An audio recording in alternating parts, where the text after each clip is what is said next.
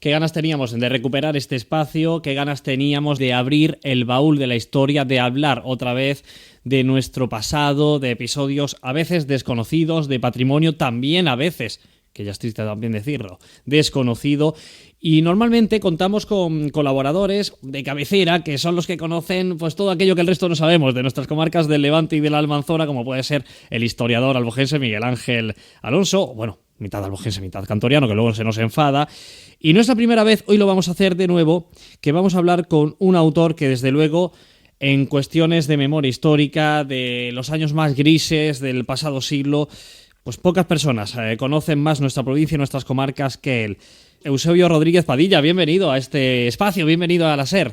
Muchas gracias por invitarme, Guillermo. Vuelves a este Hoy por Hoy con un nuevo libro bajo el brazo. Pues sí, es un trabajo que, aunque siempre digo lo mismo, es que no se hace en 2 días. No ha ocupado 3 años intensamente a mi compañero Fran Martín como a mí, de darle forma y analizar la documentación de la que disponimos. Está titulada esta obra que vas a presentar ya por nuestros pueblos. En primer lugar, este mismo viernes, ya lo avisamos, este viernes pasado mañana en el Círculo Mercantil de Albox. Allí se presentará la obra a las 8 de la tarde, Almería bajo las bombas.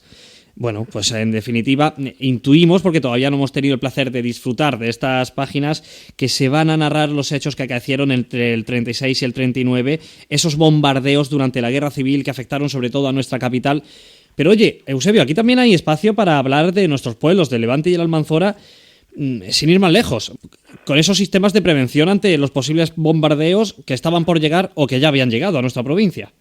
Pues sí, el trabajo es un trabajo monográfico y fundamentalmente basado en los bombardeos. Pero claro, los bombardeos en sí mismos no se pueden sacar de contexto. Con lo cual había una serie de medidas que adopta la República para evitar la incidencia o los mayores males de esos bombardeos, como son, por ejemplo, los observatorios que como sabes, se extendieron desde Águila, en la provincia de Murcia, hasta el límite de la provincia de Granada, por todo el Mediterráneo.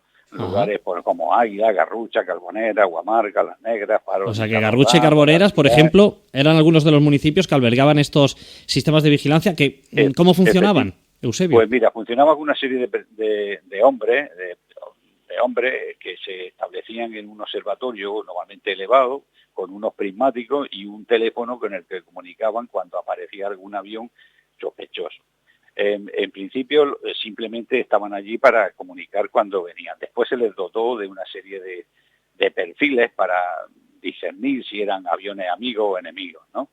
Porque hay que decir, y anticipo ya en el libro, de que fundamentalmente todo el Mediterráneo sufrió los bombardeos de la aviación que tenía su base en las Baleares, pero no es el caso de Almería.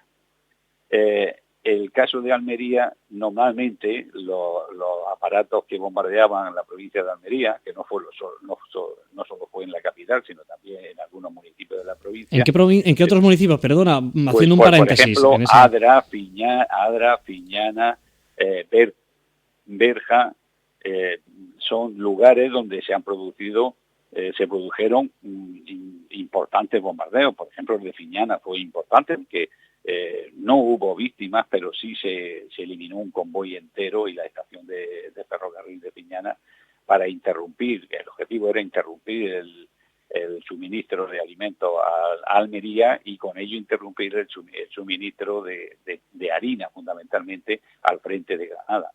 En Adra coincide, el bombardeo de Adra fue terrible, hubo cientos de muertos, porque en ese momento, el 14 de febrero, era cuando se producía la desbandada y venían los malagueños cuando miles y miles por la calle Natalio Rivas, y entonces se aprovechó. Pero no fueron el objetivo fundamental, aunque hubo muchísimos muertos. La Quinta Columna había informado de los lugares de suministro de alimentos y se bombardearon tanto el almacén de Intendencia como todos los centros o tiendas ultramarinos se llamaban entonces. Sí, bueno, ya hasta hace poco, claro, ultramarinos, las sí. tiendas de ultramarinos donde se podían abastecer esos refugiados y la población, ¿no? Claro, Es decir, claro. Pensar que, por ejemplo, en un pueblo como Adra, pues luego hubo 73 personas que eran de la quinta columna, que estaban informando de los lugares a bombardear, ¿no? 73 personas. 73 personas. Fíjate. Y luego, Eusebio, tenemos la circunstancia de que había pues este tipo de observadores, de este tipo de sistema de advertencia ante bombardeos, tanto en el interior, en la costa es más normal, y es lo que han nombrado, Garrucha, Carboneras, pero por ejemplo en Tíjola, ahora nos adentramos en el Valle de la Almanzora, también había vigilancia. El caso del observatorio de Tíjola, igual que otro que existió, pero que no hay mucha constancia, por lo menos oficialmente no hay constancia de la documentación, aunque sabemos por las actas municipales de que existió algún tipo de lugar de observación. El de Tíjola era fundamental. No todos los bombardeos de Almería provenían todos de Armilla, Granada, del aeropuerto o de la base aérea de Armilla. Pero en muchos casos, aunque originariamente esos aviones venían de las Baleares, pasaban por el interior, no costeando, sino por el interior, y llegaban hasta la base de Armilla. De la base de Armilla bajaban a la costa, al Cabo Sacratí, costeaban y bombardeaban Almería. Pero el paso, es decir, lo que se trataba era de tener tiempo para avisar a la población. Claro, de detectarlo a tiempo para poder dar la voz de alarma. Claro, ¿por qué se monta en Tíjola? Porque esa era la zona por donde pasaban los aviones que provenían de las Baleares, donde en Armilla cargaban bombas y cargaban combustible para el bombardeo. Y luego regresaban por esa misma... Había dos caminos de regreso. Uno era a Melilla para repostar y continuar el viaje, y el otro era directamente por el interior, por encima de la comarca de la Almanzora, que se encaminaban otra vez a su base en las Baleares. Pues claro, así a priori puede sonar un poco raro el porqué de esta vigilancia, de este sistema de advertencia, de alarma en Tíjola, pero claro, todo tiene su sentido. Lo explica muy bien, como decimos, Eusebio Rodríguez. Explica muy bien esto, y sobre todo, me imagino, Eusebio, que el tema central, protagonista, que son los bombardeos en sí. Sí, sabíamos mucho del bombardeo alemán, sabíamos mucho del bombardeo de Alcanza, pero son 53 bombardeos los que se producen. Madre mía. Y de los 53 bombardeos solo conocíamos 2 o 3 exhaustivamente. El resto, algunos se conocían, pero la mayoría no había ningún dato. Hemos recuperado los 53 bombardeos y hemos dedicado el espacio y la importancia que tuvieron cada uno, ¿no? Y no solamente eso, sino hemos puesto los fallecidos como consecuencia, los heridos como consecuencia de esos bombardeos, las casas donde cayeron esas bombas, las personas que vivían en esos lugares, y una serie de personas que ayudaron a socorrer todos los daños producidos por esa aviación negra, como le llamaban, y el pánico. Recogemos perfectamente, bueno, a mí me parece que perfectamente, el pánico que produce en la población, de hecho, de que se forma una cosa que se llamó en su tiempo la columna del miedo, que era al atardecer, cuando todos los almerienses capitalinos terminaban su jornada laboral, se iban caminando o en bicicleta o en el medio de que podían, se desplazaban a la zona de Interland, a Huerca, Piató, Pechina, para pernoctar allí, aunque fuera en un cobertizo, claro, porque los bombardeos siempre eran de noche. Por miedo, por puro miedo. La aviación negra, porque eran aviones negros para disimularlo en la noche. Y Eusebio, más allá estrictamente de las páginas del libro, antes de finalizar, sí me gustaría hacerte una pregunta. Si son un total de ¿cuántos bombardeos has dicho sobre la provincia? 53. 53. ¿Por qué se han olvidado, por qué ha desaparecido esta página de nuestra historia de este modo, mientras que, por ejemplo, en otros rincones del Estado, en el País Vasco, lo tienen muy, muy bien grabado, incluso a fuego? Pues mira, aún hoy la gente es reacia a conocer, no la gente, algún tipo de gente es reacia a conocer estos hechos. Hemos sufrido críticas en las redes sociales por el libro, es decir, críticas sin ningún...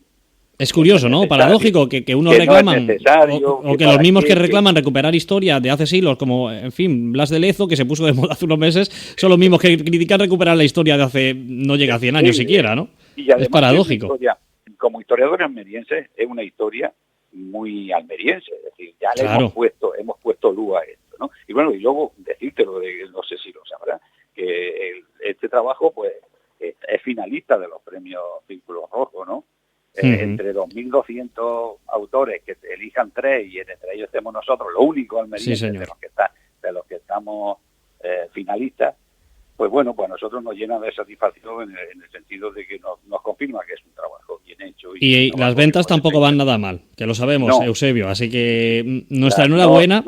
No podemos quejarnos, ¿no? Bueno, nuestra enhorabuena, como decíamos, y vamos a estar muy atentos a lo que se diga, a lo que se explique en esa charla o en esa presentación del libro de este Almería bajo las bombas que va a tener lugar, lo recordamos, en el Círculo Mercantil de Albox pasado mañana, este viernes a las 8 de la tarde, este viernes 31 de enero. Allí estará, cómo no, entre otros autores y otros estudiosos, Eusebio Rodríguez Padilla, que también ha estado con nosotros en este Hoy por Hoy. Muchísimas gracias, como siempre, Eusebio, por abrirnos las puertas, o en este caso por abrirnos las tapas del libro. Pues nos vemos entonces el viernes. Así será, un abrazo. Un abrazo.